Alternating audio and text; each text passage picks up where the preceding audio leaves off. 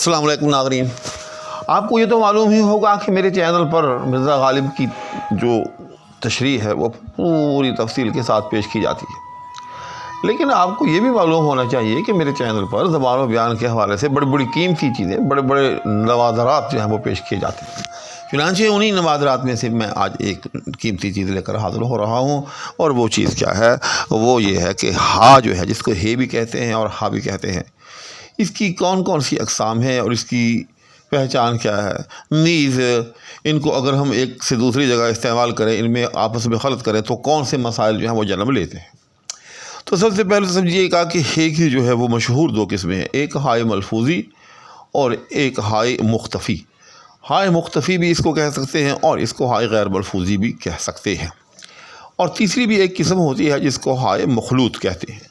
یعنی بنیادی طور پر ہے کی تین قسمیں ہو گئیں، ہائے ملفوظی، ہائے مختفی اور ہائے مخلوط۔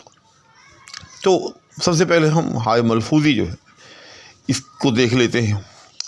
ملفوظ جیسا کہ لفظ ظاہر ہے کہ جس کا تلفظ کیا جائے، یعنی بنیادی طور پر ہائے ملفوظی اور غیر ملفوظی یا ہائے مختفی میں فرق یہی ہے کہ ملفوظی وہ ہا ہوتی ہے جس کا تلفظ کیا جاتا ہے، جس کی آواز آتی ہے، اور اس سے پھر کچھ مسائل بھی جنم لیتے ہیں۔ یاد رکھیے گا، وہ بھی میں ابھی آپ کے سامنے واضح کرتا ہوں کہ کیا مسائل جنم لیتے ہیں۔ جبکہ دوسری ہا جو ہے وہ ہائے غیر ملفوظی ہے یا مختفی ہے، کہ جس کی اس طرح سے آواز نہیں آتی جس طرح سے کہ ملفوظی کی آتی، اور تیسری جو ہے وہ مخلوط ہے۔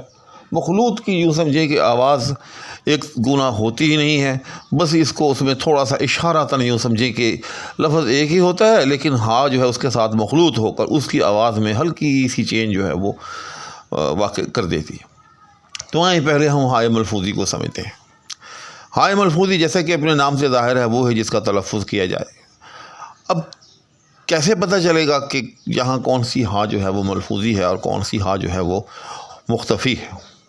تو یاد رکھیے گا کہ بالعموم کہہ رہا ہوں، یہ کلی طور پر یہ کلیہ نہیں ہے، لیکن عام طور پر وہ ہے جو الگ لکھی ہوئی ہو اور اس سے پہلے الف ہو، یا اس سے پہلے واو ہو، یا اس سے پہلے یہ ہو۔ یہ میں آپ کو تین علامتیں بتا رہا ہوں۔ تو اگر یہ تین باتیں ہوں کہ اس سے پہلے الف ہو، یا اس سے پہلے واو ہو، یا اس سے پہلے یہ ہو، اور اس کو جو ہے الگ سے الگ لکھا ہوا ہو، تو وہ ہا جو ہے وہ عام طور پر ملفوظی ہوتی ہے۔ مثال کے طور پر راہ، شاہ، گاہ، اور آپ نے دیکھا کہ ان تینوں لفظوں کے اندر الف آیا ہے، جیسے شاہ ہے، راہ ہے، گاہ ہے، آہ ہے، ٹھیک، پناہ ہے، تو سیاہ ہے، بہت سے الفاظ ہم قافیہ اس طرح سے دیکھے جا سکتے ہیں۔ تو ان تمام الفاظ میں جو ہا ہے وہ ہائے ملفوظی ہے۔ اب اس کا کیا ہوگا، اس کا حکم یا اس کا اثرات، اس کے اثرات کیا ہوں گے؟ تو اس کے اثرات یہ ہوں گے، پہلا اثر جو شعراء کے لیے ہے کہ اس کو کبھی بھی وفا، جفا وغیرہ کا ہم قافیہ استعمال نہیں کیا جا سکتا۔ یعنی جس طرح وفا، جفا، ٹھیک، اگر آپ اس کے ساتھ ہی پناہ کو بطور قافیہ استعمال کرنا چاہیں، یا راہ کو بطور قافیہ استعمال کرنا چاہیں بطور ہم قافیہ، تو یہ درست نہیں ہے۔ کیوں؟ وفا، جفا ان کے آخر میں جو ہے وہ الف ہے، وہاں جو حرف روی ہے، حرف روی سب سے آخری حرف کو کہتے ہیں، تو وہاں روی جو ہے وہ الف ہے، جبکہ یہاں روی جو ہے وہ ہے، اور ہے ایسی ہے کہ وہ متلفظ ملفوظی ہے، اس کی آواز آ رہی ہے، لہذا آپ اس کو گرا نہیں سکتے۔ آپ جب گرا نہیں سکتے تو اس کو وفا جفا کا قافیہ بھی نہیں بنا سکتے۔ اسی طرح سے ایک اور بھی پہچان یاد رکھیے گا کہ جب ہم ہائے ملفوظی پر مبنی الفاظ کو مضاف بنائیں تو پھر بھی اپنی آواز دیتی ہے، جیسے راہ خدا، راہ حق، تو راہ خدا کو رائے خدا یا راہ حق کو رائے حق ہم نہیں پڑھ سکتے، ٹھیک، یہاں بھی یہ اپنی آواز دے گی۔ اسی طرح سے اگر ہم ان الفاظ کو بطور مرکب عطفی استعمال کریں تو تب بھی یہ الفاظ جو ہیں وہ اپنی آواز یعنی ان میں بھی ہے ملفوظی جو ہے اپنی آواز برقرار رکھے گی. جیسے مثال کے طور پر کہا جائے کہ شاہ و راہ، میں مثال دے رہا ہوں، شاہ و راہ. اب یہ شاہو نہیں اس کو کہا جا سکتا. اسی طرح سے اگر کہا جائے کہ راہ و شاہ، یعنی الٹ کر لیا جائے یا کوئی اور مثال لے لی جائے. الغرض جہاں بھی ایسے دو الفاظ کے جن کے آخر میں ہائے ملفوظی ہو، اگر ان کو مرکب عطفی بنایا جائے تو تب بھی وہ ہے جو ہے وہ اپنی آواز دے گی. اچھا، اسی طرح سے وہ میں اگر میں نے جیسے عرض کیا شروع میں کہ جن سے پہلے الف ہو یا وہ ہو یا یہ ہو، تو وہ کی مثال جیسے گو یا اسی طرح سے کو، ٹھیک. اب گو ہو یا کو ہو، اب کو جو ہے اسی طرح سے ہم کو کے طور پر یا کو کا ہم قافیہ جو ہے اس کو نہیں بنا سکتے. اسی طرح سے اگر تیسری ڈائمنشن کی مثال لی جائے، جیسے میں نے شروع میں عرض کیا کہ جس کے شروع میں یا جس سے پہلے یہ ہو، تو وہ اگرچہ ساتھ میں یعنی پیوست لکھی ہوئی ہو، پھر بھی وہ بالعموم جو ہے وہ ہے جو ہے وہ ہائے ملفوظی ہی ہوتی ہے. جس طرح سے وجیح. اب وجیح کو ہم جو ہے وجی کا یعنی وجی کے طور پر یعنی ہے کو گرا کر ہم اس کو یعنی کہ جیسے ہم کہیں کی یا جی کا ہم قافیہ جو ہے وجیح کو بنا لیں، درست نہیں ہوگا. کیوں؟ وجیح کے اندر بھی جو ہا جو ہے وہ آواز دے رہی، ٹھیک. یہ بھی ملفوظی ہے. تو یہ تو وہ تین پہچانیں ہو گئیں یا تین قسمیں ہو گئیں کہ جن میں ہائے ملفوظی سے پہلے الف و یا یہ ہوتا ہے. لیکن جیسے میں نے عرض کیا کہ یہ کوئی ایسا قاعدہ کلیہ پکا نہیں ہے.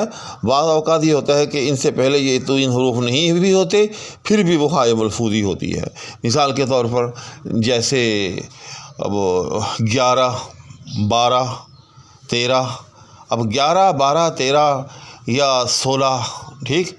یہ جو گنتی کے الفاظ ہیں ان کی ہا جو ہے یہ بھی ہائے ملفوظی ہی شمار ہوتی ہے. لہذا آپ 16 کو 16 کے معنی میں جو ہے یا 16 کی طرح جو ہے ہم اس کو استعمال نہیں کر سکتے. اسی طرح سے جگہ. اب جگہ کے بعد جو ہے یہ بھی ملفوظی ہے. آپ جگہ کو جگہ کی طرح جو ہے وہ نہیں باندھ سکتے. یعنی وفا، جفا اور ادا کا ہم قافیہ آپ جگہ کو نہیں کر سکتے، کیونکہ جگہ جب بھی آتا ہے تو اس کے اندر ہا جو ہے وہ اپنی آواز جو ہے وہ دیتی ہے. لہذا اگر کسی شاعر نے جگہ کو وفا جفا کا ہم قافیہ کیا ہے تو وہ درست نہیں ہے. تو یہ چند چیزیں ہو گئیں ہائے ملفوظی کے بارے میں. دوسری قسم ہائے مختفی. تو ہائے مختفی وہ ہے کہ جہاں ہے کی جو ہے وہ اس طرح سے آواز نہیں آتی، جیسے فسانہ، دگانہ، دیوانہ، نقشہ، ٹھیک. تو یہ جو میں نے 4 لفظ آپ کے سامنے بولے ہیں، ان چاروں کے آخر میں جو ہے وہ ہائے مختفی ہے. لہذا آپ ان الفاظ کو تقاضا، تماشا، تمنا کا ہم قافیہ شمار کر سکتے ہیں. ایک بات. دوسری ایک اور بات بھی کہ جب یہ الفاظ کسی مرکب کا حصہ بنیں گے، چاہے وہ مرکب اضافی ہو اور چاہے مرکب عطفی ہو، تو پھر یہ ہے جو ہے یہ ایک طرح سے حمزہ کی آواز دے گی، ہے کی آواز نہیں دے گی. جیسے فسانہ عجائب. اب فسانہ ہے عجائب نہیں، فسانہ عجائب، ٹھیک. اسی طرح سے دیوانہ شہر، یعنی ہم یہ نہیں کہیں کہ دیوانہ ہے شہر، نہیں، دیوانہ شہر، ٹھیک. اسی طرح سے مرکب عطفی دیوانہ او فسانہ. میں مثال دے رہا ہوں. اب دیوانہ او، اب دیوانہ ہو نہیں، دیوانہ او، یعنی حمزے کی آواز آئے گی. تو اس کی ایک یہ بھی یوں سمجھیں کہ پہچان ہے. اس کے بعد اب تیسری قسم، جیسے میں نے عرض کیا تھا شروع میں کہ تیسری قسم یہ ہے ہائے مخلوط.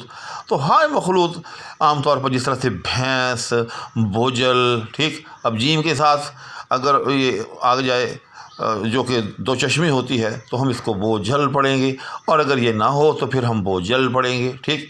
اسی طرح سے بھینس، تو اگر بے کے ساتھ یہ آ گئی تو ہم بھینس پڑھیں گے، اگر نہ ہو تو پھر بینس پڑھیں گے.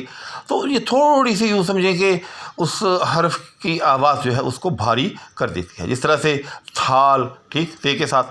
تو اگر یہ اس کے ساتھ نہ ہو تو تال پڑا جائے گا، لیکن اگر یہی اس کے ساتھ شامل ہو جائے تو پھر تھال پڑا جائے گا، یعنی تے جو ہے اس کے اندر تھوڑی سی یوں سمجھیں کہ ہے کی آواز کی ایک جھلک جو ہے وہ آئے گی۔ جس طرح سے میں نے جھلک جیسے کہا ہے، اب جھلک، اب اگر اس کے ساتھ یہ ہے مخلوط نہ ہو تو جلک ہے، ٹھیک، تو لیکن جب جیم کے ساتھ یہ ہے شامل ہو گئی، اس میں مخلوط ہو گئی، تو یہ جلک سے جھلک بن گیا، ٹھیک، یعنی اس کا الگ سے تلفظ نہیں ہوتا، بلکہ اپنے سے پہلے حرف میں ایک طرح سے ایک گنا یہ خلط ہو جاتی ہے، اس کی آواز میں اپنی آواز کو شامل کر دیتی ہے۔ تو ناظرین، ہے کہ یہ 3 اقسام جو ہے میں نے آپ کے سامنے بیان کی ہیں۔